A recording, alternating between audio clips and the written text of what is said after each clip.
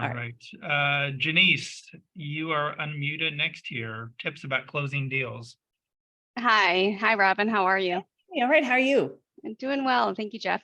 So I've been successful in a sense of getting opportunities all the way to the closing point through cold calling, going through all of the steps. We do an IT discovery and on-site assessment where that's possible. We do have some that are virtual companies as far as their hybrid models, and they're not necessarily in the office.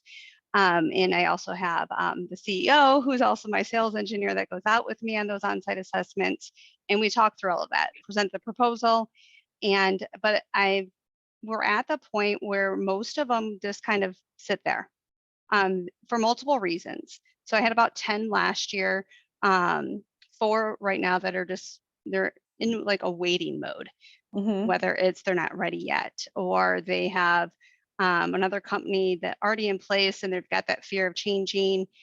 So I do believe a lot of it's on trust. And they don't necessarily know who we are. They've met us, in person. I've been with them throughout the entire sales process, from the initial cold call outreach to meeting them in person and having those follow-up conversations even after the proposal. So I'm just looking to see if there's any other pieces I might be missing or steps I should be taking at this point. I've reached out and listening to them. If they're just not ready yet, when is that next best time to reach out and asking them the questions so the decision's in their court. Yeah.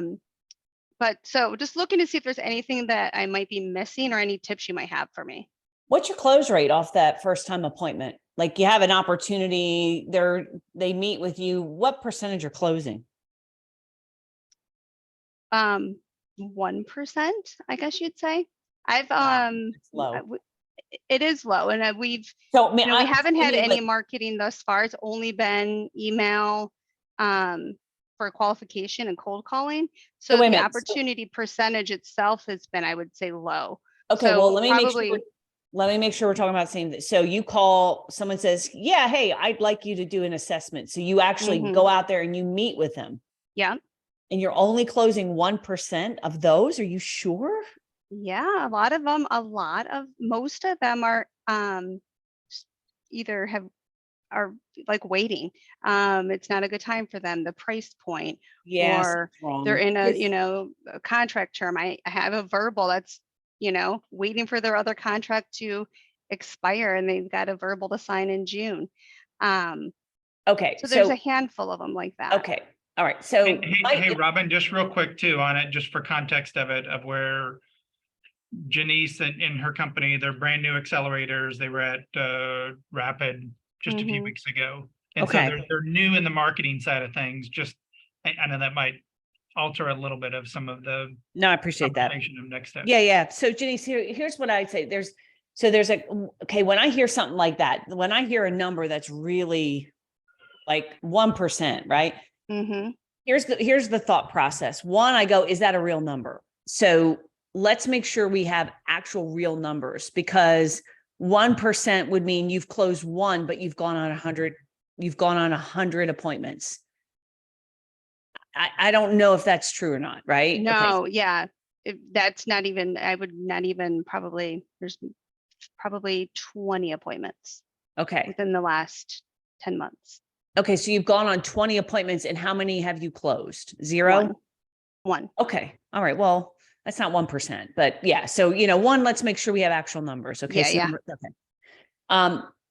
Second thing I think about is, could you be going on appointments with people who are not qualified, from the standpoint of you're talking them into meeting with you, even though they're going, okay, you can come out here and meet with me, but I'm telling you right now, we're not making any change. Like, they have, like, in other words, like, are you going on appointments you ought not be going on? Right. So maybe a little bit more qualification up front. I'm just going through this. So it might not just be trust. It could be, maybe you're just got the numbers wrong.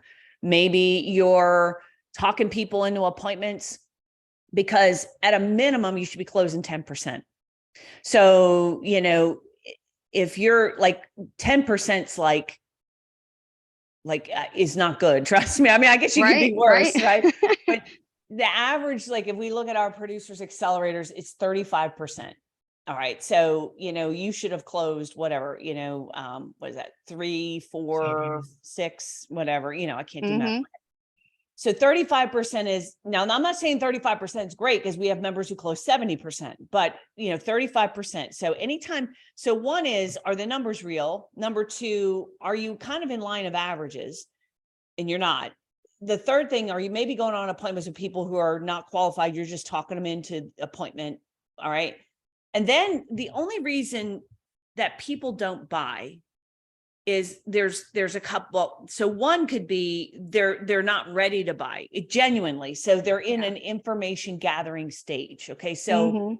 you might go out there and then on your first, you go out there and you talk to them, and part of I would recommend you go through the sales process that we have outlined up on the dashboard. There's a whole document, right?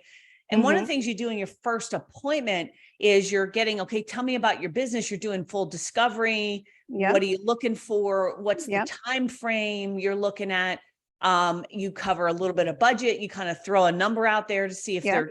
they're, and if Yep. they're like saying to you, you know what, we're in a contract, then I wouldn't go through the assessment and stuff like that. So to me, that would be like, I would just say, well, look, why don't we do this? If you're in a contract and let's say it's up in July, why don't I'll call you in the beginning of June and we'll do an assessment and we'll come out here and we'll look at what's going on. But because if we did it now, even if we gave you a quote right now, prices change, situations change, right? You know what I mean? So and then, so in other words, like I wouldn't move it. So it could be they're just in the information gathering stage Mhm. and they're not ready. The second thing that could have happened in some cases, something happened in the business all of a sudden that their intention to buy and move forward got canceled. Like that's what happened in COVID. Like I can't tell you Yeah. how many members came to me and said, oh shit, I had 20 deals out there that were supposed to close. Statements of work, SOWs should have been going, and then just like boom, like that, everybody said, nope, not doing it. Right. So it could Yeah. be something that happened, right? It could be that they didn't trust you, it could be that they, the services, like what you proposed was more expensive, or they didn't like Right. the Yep. approach. Could be that. Didn't like your recommendations. And so then they decided to just kind of stay where they were. Right. So All 4 of those. Yes. yeah. So your job is to kind of figure out what is it. Now, you can't really fix always the service solution that you're recommending, right? So like Mhm. we had a member, this is the shortest turnaround of a member in our history. Debbie, you might remember, like the guy buys like in the morning. That afternoon, he emails us and said, oh my God, I looked around the dashboard. This looks like a lot of work. Please can't. I mean, like, it was like we sold him a gym membership and he opened the gym door and he saw a bunch of people working out and sweating and stuff. And he closed the gym door and said, nope, not for me. Right. I can't sell that guy because that's what it is, work, right? I can't hide that and dress that up. So if he's not willing to spend the money or the time on it, I was really thinking about this last night, like with us, like we are really not a right fit. All the complaints that we get, and when I look at bad reviews, when I look at like people who don't like us, it's either they're a competitor or they're associated with a competitor.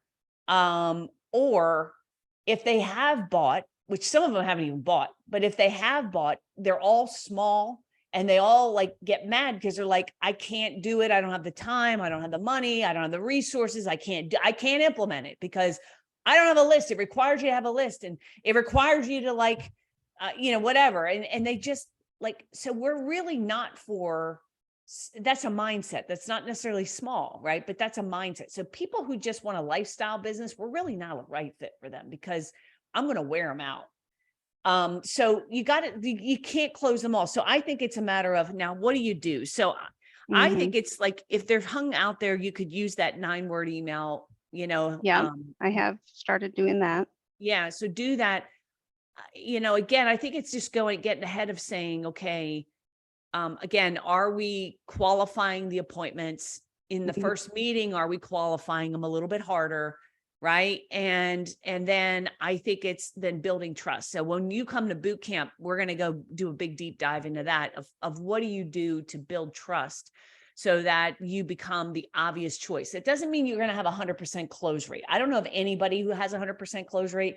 I don't think 100% close rate is a goal that you want to achieve anyway. Maybe 100% on the absolute perfect right fit. But, you Right. know, that's the deal. You're not going to get 100% perfect right fit leads all the time. No, I appreciate that. Thank you. Yeah. So, all right. Hope